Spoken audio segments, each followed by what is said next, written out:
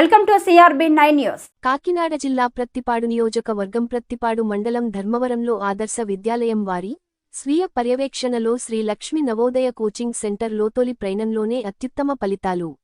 నవోదయ ప్రవేశ పరీక్షలో అర్హత కొరకు ప్రత్తిపాడు కిర్లంపూడి మండలాలకు చెందిన వివిధ పాఠశాలల విద్యార్థులు శ్రీ లక్ష్మి కోచింగ్ సెంటర్ ధర్మవరంలో 20 మంది విద్యార్థులు కోచింగ్ తీసుకోగా 6 మంది విద్యార్థులు విజయం సాధించారు.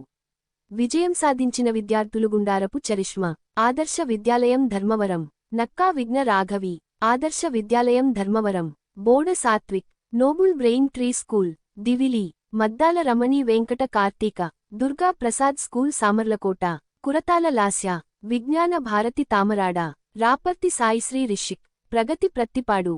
ఈ కోచింగ్ సెంటరులో విద్యా బోధన అందించిన ఉగ్గిరాల అయ్యప్ప మాస్టర్, గాబు నందిని టీచర్లను సత్కరించి అభినందించిన ఆదర్శ విద్యాలయం కరస్పాండెంట్ దాడి చిన్నారావు, ప్రిన్సిపాల్ దాడి వెంకట రమణ, హెడ్ మాస్టర్ దాడి రాంబాబు.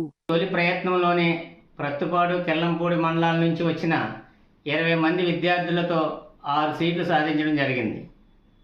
నవోదయ సీట్లు సాధించిన మా చిన్నారులను మరియు కోచింగ్లో ఎంతో అపార అనుభవం, అహర్నిశలు కష్టపడి నిరంతరం పిల్లలతో ఉంటూ ఈ సీట్లు రావడానికి కృషి చేసిన ఉగ్గిరాల అయ్యప్ప సార్ మరియు నందిని మేడంని, ఆదర్శ విద్యాలయం కరస్పాండెంట్ దాడి చిన్నారావు గారు, ప్రిన్సిపాల్ దాడి వెంకటరమణ గారు, హెడ్ మాస్టర్ దాడి రాంబాబు గారు ఘనంగా సత్కరించి అభినందనలు తెలియజేయడం జరిగింది.